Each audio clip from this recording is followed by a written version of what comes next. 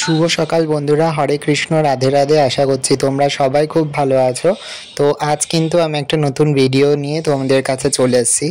আজ আমি তোমাদের দুটো বিষয় নিয়ে এই ভিডিওতে বলবো। প্রথমত আমি কিন্তু চলে এসেছি কৃষ্ণকালী বাড়িতে। তো তোমরা এটা দেখতেই পাচ্ছ কত সুন্দর মন্দিরটা, আর এটা কিন্তু একটা বাড়িরই মন্দির। কত সুন্দর সুসজ্জিত এই মন্দির দেখো। আর বিগ্রহর দিকে তো মানে তাকানোই যাচ্ছে না, এত সুন্দর। তোমরা দেখো মাতৃ প্রতিমা, আর এখানে দেখো শ্রীকৃষ্ণ আর মা কালী কিন্তু একসাথেই একই বেদির ওপর অধিষ্ঠান করে আছেন। তার সাথে রয়েছে এখানে শিবলিঙ্গ, রয়েছে গণেশের মূর্তি, তারপর রয়েছে গোপালের মূর্তি, সব কিছুর মূর্তি কিন্তু এখানে রয়েছে। আজ ছিল নীলষষ্ঠী, তো নীলষষ্ঠী উপলক্ষে কিন্তু এই মন্দিরে যাওয়া। এখানে হচ্ছে গিয়ে শিবের মাথায় জল ঢালছিল আমার মা, দেখতেই পাচ্ছ। আর তোমাদেরকে একটু ছোট করে বলে দিই যে নীলষষ্ঠী কেন করা হয় বা নীলষষ্ঠীর ব্রতের নিয়ম।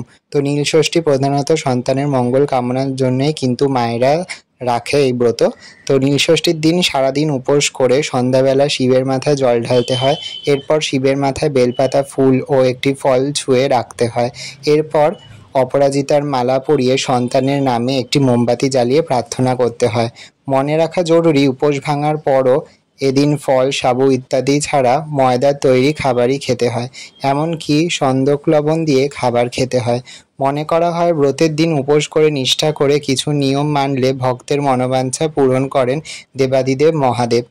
তো বন্ধুরা, তোমরা দেখতেই পাচ্ছ কত সুন্দরভাবে এখানে দেখো সমস্ত বিগ্রহদেরকেই সাজানো রয়েছে। আর সবাইকে কিন্তু একই রকমভাবেই কিন্তু পোশাক পরানো রয়েছে, তোমরা এখানে দেখতেই পাচ্ছ। আর এবার দেখো তোমাদেরকে দেখিয়ে দিই আমার ঘরে শিবলিঙ্গকে আমি যে সকালবেলা জল ঢেলেছিলাম। এখানে দেখো এই যে শিব ঠাকুরের এখানে আমি হচ্ছে গিয়ে 5 রকমের ফল, বেলপাতা, চন্দন সহযোগে, তারপর দুধ, গঙ্গা জল সবকিছু দিয়েই কিন্তু স্নান করিয়েছি।